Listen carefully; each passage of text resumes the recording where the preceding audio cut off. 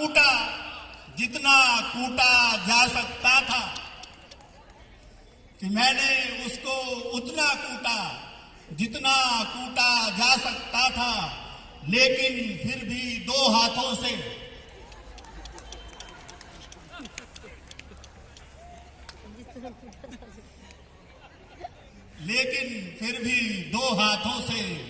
कितना कूटा जा सकता था, लेकिन फिर भी दो हाथों से कितना कूटा जा सकता था। और हम जो हरियाणा के लोग हैं ना, हरियाणा वालों में एक अलग ही अकड़ होती है। एक गुड़गांव में रहने वाला हरियाणा का छोरा एक लड़की पे स्टाइल मार रहा है। अपना परिचय कैसे देता सुनिएगा कि गुड़गांव में मैं फ्लैट मेरा सन फेसिंग से, गुड़गांव में मैं फ्लैट मेरा सन फेसिंग से, और यहां सारे मन्ने बोलने छोरा ड्रेसिंग से। कि गुड़गांव में मैं फ्लैट मेरा सन फेसिंग से, और यहां सारे मन्ने बोलने छोरा ड्रेसिंग से। और जिसने पूछो वो घरा छोड़ के आवेगा, जिसने पूछो वो घरा छोड़ के आवेगा। मैं कालेसू नाम बाप का जय सिंह से, मैं कालेसू नाम बाप का जय सिंह से। तो हमारे यहाँ तो इस तरह का रहता है। और आप सभी जानते हैं हरियाणा में प्रेम करना कितना मुश्किल काम है। अभी ये भाई कुछ प्रेम की बात कर रहा था, आशिकी की। हमारे यहाँ आगे देखो आशिकी कैसी होती है। पहले मैं आपके लिए 4 पंक्तियां सुनाता हूं, ये भाई के लिए है कि रात आंखों में गुजारी गम न कर, रात आंखों में गुजारी गम न कर, इश्क है लंबी बीमारी गम न कर। कि रात आंखों में गुजारी गम न कर, इश्क है लंबी बीमारी गम न कर। और वो तुझे अब याद कर रोती नहीं, वो तुझे अब याद कर रोती नहीं। अब तलक है पर कुंवारी गम न कर, अब तलक है पर कुंवारी गम न कर। और इसके बाद ये पंक्तियां मेरे जैसे शादीशुदाओं के लिए, आप में से भी कुछ होंगे, कि तू सुना शादी से पहले शेर था, तू सुना शादी से पहले शेर था। और शेर की सवारी कौन करता है? दुर्गा माता करती है, और घर में दूसरी माता आ जाती है शादी के बाद। कि तू सुना शादी से पहले शेर था, बीवी अब करती सवारी गम न कर, बीवी अब करती सवारी गम न कर।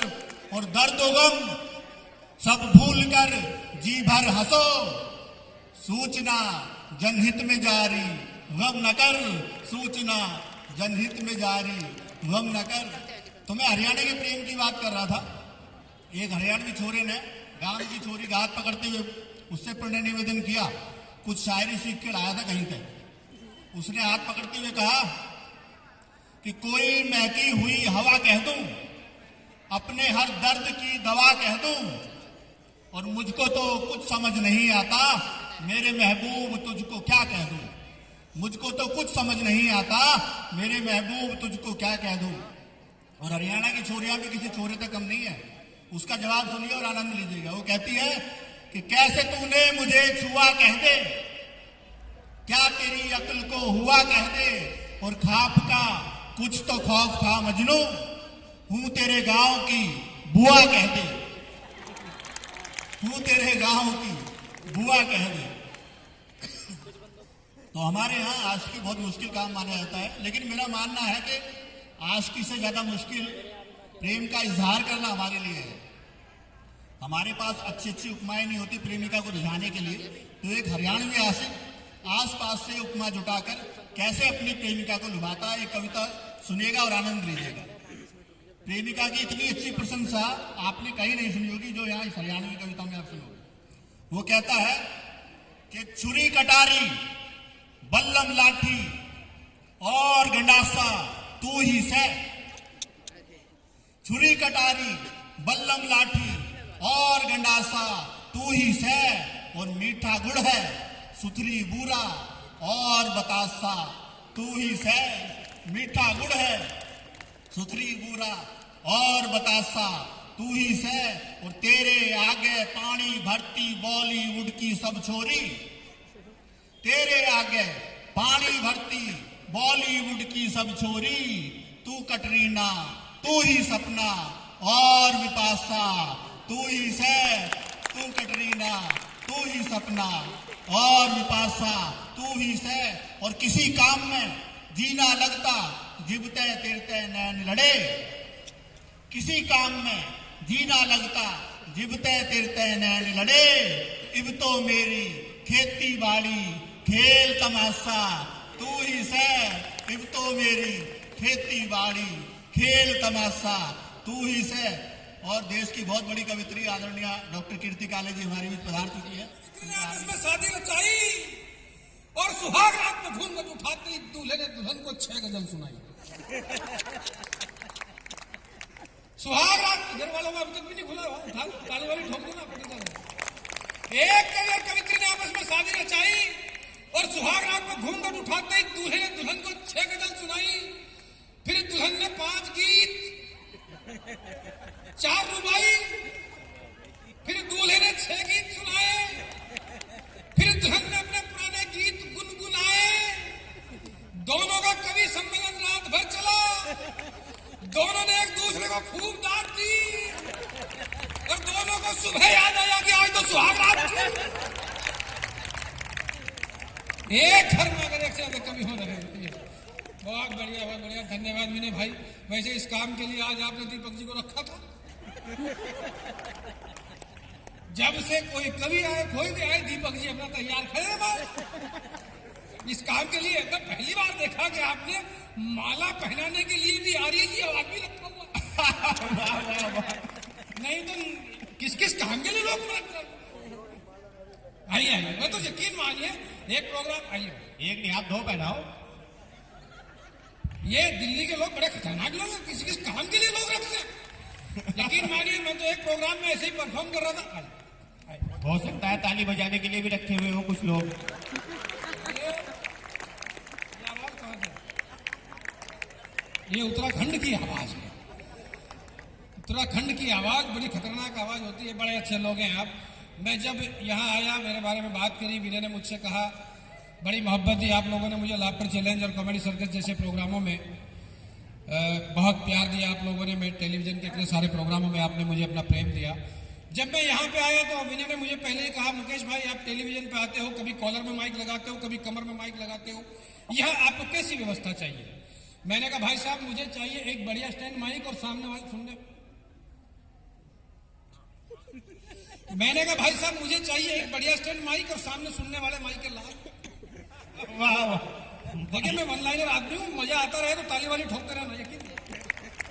वन लाइनर परफॉर्मर जैसे इन्होंने आपने फूल वाला माला वाला पहनाने के लिए रखे हुए एक प्रोग्राम में ऐसे ही परफॉर्म कर रहा था, सब लोग ताली बजा रहे थे। सामने वाली चेयर पर बैठे हुए भाई साहब बिल्कुल नहीं बजा रहे थे।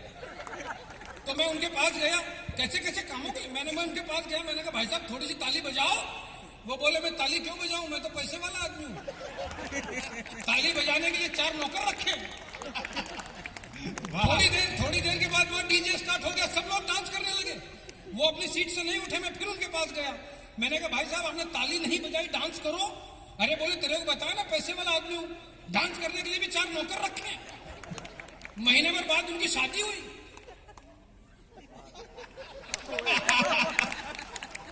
मैंने नहीं पूछा हनीमून पे जाओगे कि नहीं जाओगे, आदमी पैसे वाला था, कुछ ना कुछ जुगाड़ करके रखा होगा। तो ताली वाली आपको ठोकनी पड़ेगी। यकीन मानिए ताली इसलिए भी बजानी पड़ती है कि पिछले दिनों एक आदमी निर्मल बाबा के दरबार में गया, मौलिक उसका मौलिक में मौलिक में पिछले दिनों एक आदमी निर्मल बाबा के दरबार में गया, बोले बाबा कृपा नहीं हो रही। निर्मल बाबा मालूम है ना, है यही वाला तो है, समोसे चटनी वाला, हरी चटनी पीली चटनी। बाबा कृपा नहीं हो रही। बोले कवि सम्मेलन में जाते हो? बोले जाता हूँ। मुकेश गौतम को सुना था? बोले सुना था। ताली बजाई थी? बोले नहीं। बोले बस वही अटकी हुई है, वही अटकी हुई है, करता वही अटकी हुई है। तो इसलिए आपको समझ में आया ना, कृपा आपके ऊपर जब ही बरसेगी जब ताली वाली आप ढंग से ठोकोगे। बड़े अच्छे लोग हैं, आप बड़े मन से सुन रहे हैं। विनय ने मुझे बताया, मुकेश भाई जब आप टेलीविजन पे आते हो, कभी कमर में माइक लगाते हो, कभी कॉलर में माइक लगाते हो, यहाँ आपको कैसी व्यवस्था चाहिए? मैंने कहा मुझे चाहिए एक बढ़िया स्टैंड माइक, सामने सुनने वाले माइक के लाल, मजे के मूड में आ जाइए वापस। मैंने कहा अरे मैंने माइक के लाल बताया, आपने ताली वाले। मैंने कहा मुझे चाहिए एक बढ़िया स्टैंड माइक, सामने सुनने वाले माइक के लाल। आज दोनों बढ़िया है, माइक भी बढ़िया है, माइक के लाल भी बढ़िया है, माइक वाला भी बहुत बढ़िया है। विनय मुझे बोले, मुकेश भाई क्या फर्क पड़ता है माइक हो या वाइफ? और मैं तो हैरान हो गया कि ये यादव जी आए, कहा वाजपेयी जी, हाँ वाजपेयी यादव जी आए और इन्होंने सब बताया कि मेरा साधु भी आया हुआ है, बहनोई भी आया हुआ है, लोग लेके चलते हैं साथ ताली बजाने के लिए। इसीलिए इतनी ताली बजी इनके कौवे पार्ट में। कमाल का। मैंने कहा मुझे चाहिए एक बढ़िया स्टैंड माइक, सामने सुनने वाले माइक के लाल। तो विनय बोले, मुकेश भाई साहब क्या फर्क पड़ता है माइक हो या वाइफ? दोनों एक जैसे ही होते हैं, ढंग का पीस मिला तो मिला, नहीं मिला तो नहीं मिला।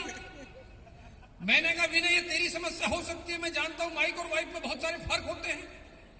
ये बोले माइक और वाइफ में क्या फर्क होता है? मैंने कहा मैं स्टेज पे आके बताऊंगा, आप तक बात पहुंचेगी, एक एक लाइन में आपको आनंद आएगा तो बताना आप तक बात पहुंची है जी। मैंने कहा माइक और वाइफ में सबसे बड़ा फर्क ये होता है कि माइक के सामने हम बोल सकते हैं,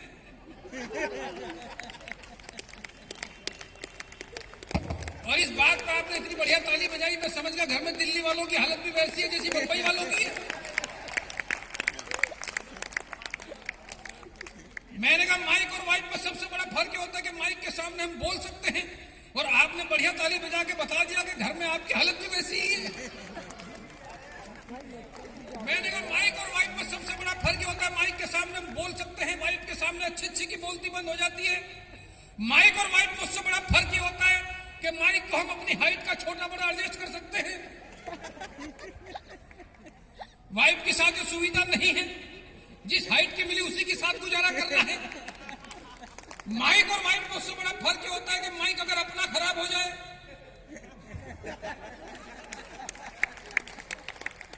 किसी का लेके भी काम चलाया जा सकता है, वाइफ के साथ जो सुविधा नहीं है। माइक और वाइफ में उससे बड़ा फर्क ये होता है कि माइक हम एक साथ 4-5 भी रख सकते हैं, वाइफ के साथ जो सुविधा नहीं है, एक में ही गंगा जी स्नान हो जाता है। माइक और वाइफ में उससे बड़ा फर्क ये होता है कि माइक बंद करने का बटन भी पाया जाता है, जो प्राय वाइफ में नहीं पाया जाता। और माइक और वाइफ में सबसे बड़ा फर्क ये होता है, आप तक बात पहुंच जाएगी, एक एक आदमी तक बात पहुंच जाएगी, बताना आप तक बात पहुंची है। माइक और वाइफ में सबसे बड़ा फर्क ये होता है कि माइक जब बिगड़ता है तो बंद हो जाता है।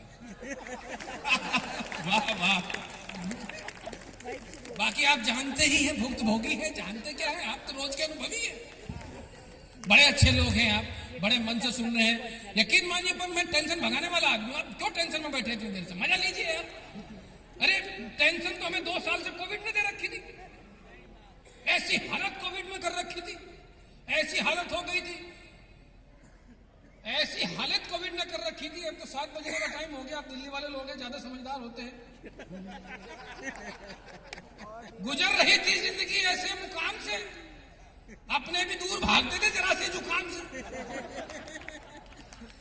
और 7 बजे अगर दिल्ली वालों के बीच में 2 लाइन पहुंचाऊं और आप तक बात पहुंच जाए, मेरे को अगली लाइन से लेकर पिछली लाइन तक सब तो समझ में आएगी, माने या ना माने, कि क्या बताएं दर्द दिल किस हाल में हम जी रहे थे, ये 2 साल कैसे कटे। क्या बताएं दर्द दिल किस हाल में हम जी रहे थे, गिलास था ब्लैक लेबल का और हल्दी वाला दूध पी रहे थे।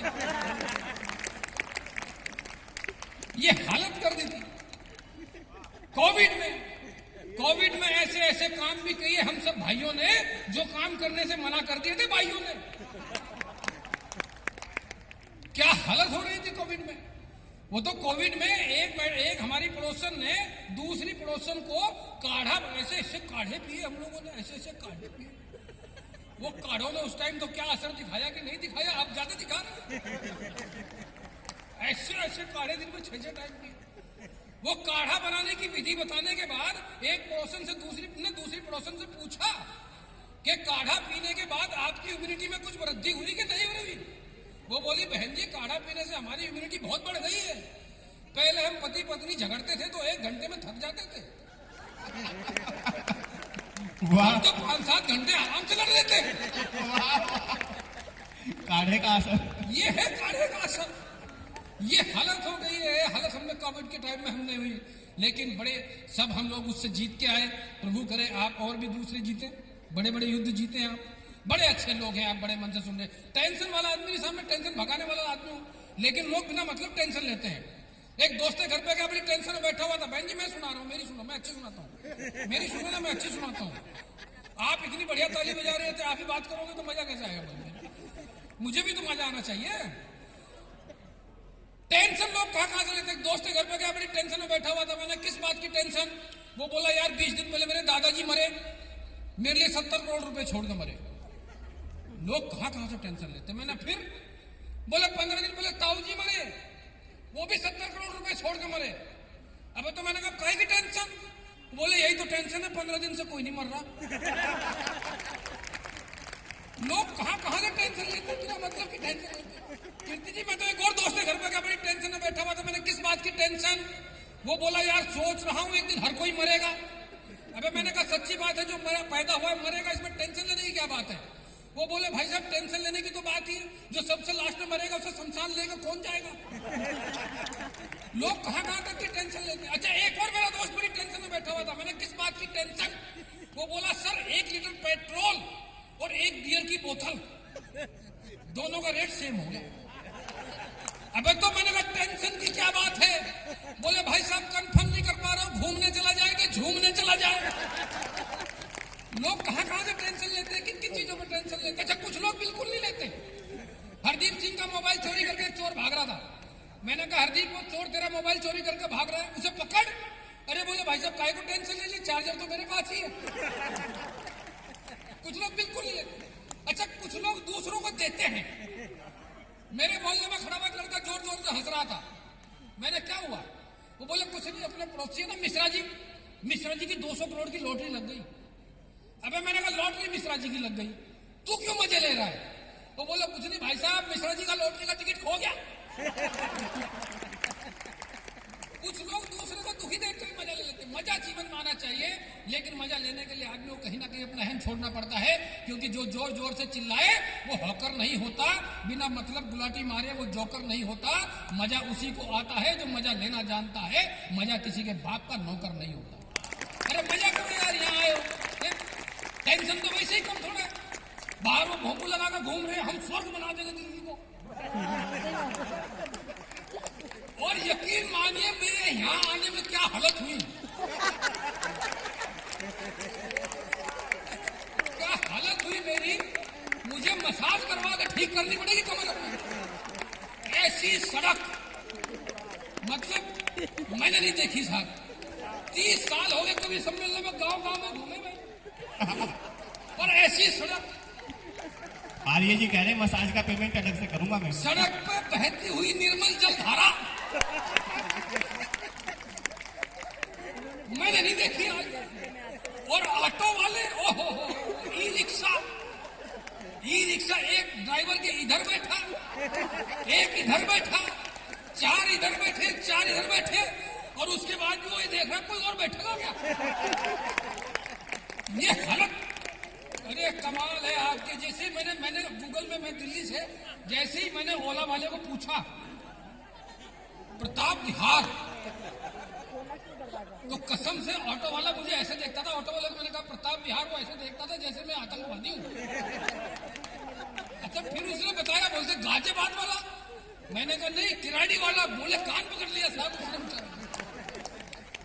उसके बाद मैंने ओला बुक करी। ओला वाले को जैसे ही मालूम पड़ा कि ये वाला प्रताप विहार, उसने अपने आप कैंसिल कर दी। ये हालत। और उसके बाद भी बाहर भाषण देते घूम रहे कि हम स्वर्ग बना देंगे। हाँ मैं बताऊं वाजपेयी जी, मैं तो आते हुए एक भाषण दे रहा था आते हुए उधर, तो मैंने सोचा खड़े होकर सुन लूं। एक भाषण दे रहा था, मतलब कारपोरेशन का इलेक्शन चल रहा, उसका एक आदमी भाषण दे रहा था, नेताजी।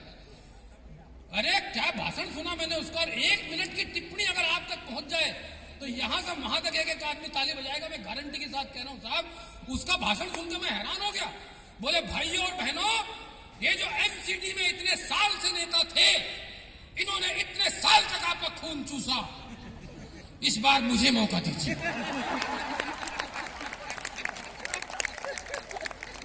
अरे कमाल, मैं तो हैरान हूँ। मैंने यार कमाल के लोग हैं, इन्हें क्या करना है यार। ऐसे ऐसे नेता हमें मिले, नेता हमें कैसे कैसे मिले साहब, इतने खतरनाक नेता मिले। नेता ऐसे ऐसे कि एक नेताजी सड़क से जा रहे थे, सड़क पे कुत्ता लेटा हुआ था। कुत्ता, टॉमी, हाँ वही डॉग, डॉग सड़क पे लेटा हुआ था। नेताजी ने बिना मतलब उस कुत्ते को एक लात जमाई। कुत्ता उठा, उसे नेताजी की तरफ देखा और फिर सो गया। तो मैं कुत्ते के पास गया, मैंने कहा यार तेरी कोई गलती नहीं थी, तू बड़ी फुर्सत में सोया हुआ था, फिर भी इस नेता ने तुझे एक लात जमाई, क्या तेरे दिल में बदले के भाव नहीं जगे? कुत्ता बोला सर दिल में बदले के भाव बहुत जगे, पर नेताओं के मुंह कौन लगे।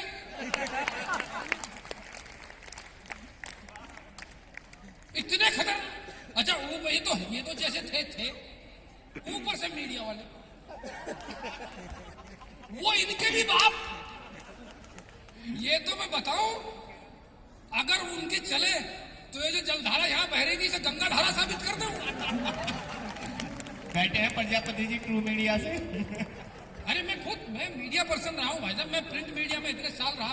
मैंने तो हैंड कंपोजिंग के दौर में पत्रकारिता की, और ये देख कर भाई साहब यकीन मानिए पिछले दिनों तो एक शुद्ध व्यंग आई, कीर्ति दीदी बेटी, एक व्यंग अगर आप तक पहुंच जाए। ये जो आजकल चैनल पर शाम को 7 बजे से लेकर 10 बजे तक लड़ाई होती है, कमाल की क्या होती है। पिछले दिनों एक कुत्ता गिनीज बुक वालों के ऑफिस में गया। कुत्ता, एक मैं बहुत काम की बात बता रहा हूँ, जो मिस कर देंगे वो कर देंगे। एक कुत्ता गिनीज बुक वालों के ऑफिस में गया, ये पता करने के लिए कि क्या आप भी धरती पर सबसे अधिक भौंकने वाला प्राणी मैं ही हूं। 5 मिनट करीब आप कुत्ता भौंकते हुए बाहर निकल के आए। तो मैंने कुत्ते से पूछना क्या हुआ, वो बोले कुछ नहीं यार, तू तो ये बता कि न्यूज चैनल के पैनलिस्ट कौन होते हैं। इतनी खतरनाक हालत, किस बात पर लड़ रहे कुछ पता नहीं, और कितनी देर तक लड़े कुछ पता नहीं, किस बात पर चर्चा करें कुछ पता नहीं। इतनी बुरी हालत हो गई है। जिनको समाज निर्माण का काम करना चाहिए था, जिनको समाज को दिशा दिखाने का काम करना चाहिए था, जिनको कहीं ना कहीं लोगों के हित में काम करना चाहिए था, उन्होंने अहित करना शुरू कर दिया। मीडिया अपनी भूमिका से बिल्कुल भटक गया। बड़े अच्छे लोग हैं, आप सुन रहे हैं, महिलाएं बैठी हुई। मैं महिलाओं की बिल्कुल तारीफ, बिल्कुल आलोचना नहीं करता महिलाओं की, मैं बिल्कुल नहीं। आइए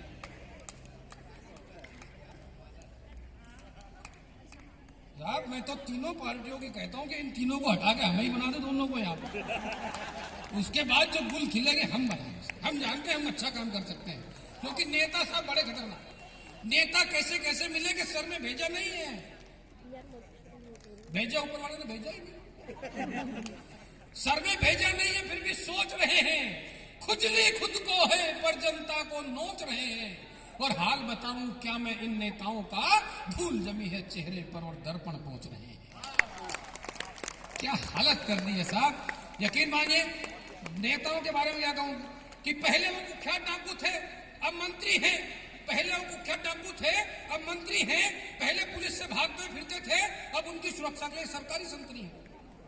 पहले पुलिस से भागते फिरते थे, अब उनकी सुरक्षा के लिए सरकारी संतरी है। हमने उनसे पूछा, नेताजी आप में इतना बदलाव कैसे आया? वो बोले कैसा बदलाव, जब मैं डाकू था कपड़ों का रंग काला था, अब एकदम झक सफेद उजला है। दोस्त मैंने वो काम नहीं छोड़ा, बस काम करने का तरीका बदला है। बस काम करने का तरीका बदला है, काम करने का तरीका बदला है। बहुत अच्छा लोगों को हमने चुनना शुरू कर दिया कि डाकुओं का इंटरव्यू करने के लिए हम चंबल गए, मुझे वहां डाकू नजर नहीं आए। मैंने वहां भटकते हुए एक आदमी से पूछा, भाई साहब आजकल यहाँ डाकू नहीं रहते?